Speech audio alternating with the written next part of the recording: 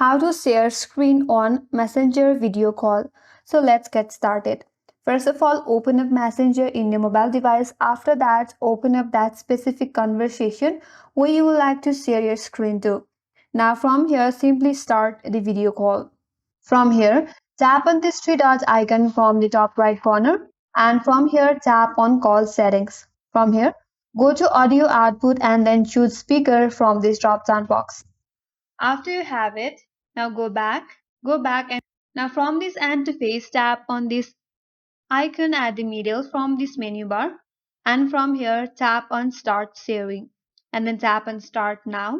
Now if you minimize this call, your screen will be shared to this contact that you are on video call in Messenger. So that's how you can share screen on Messenger video call, and that's all for today's video. Hope this video was helpful, and if you are new to our channel, make sure to subscribe, like, comment and hit that notification bell icon. Thanks for watching, and I will see you on next video.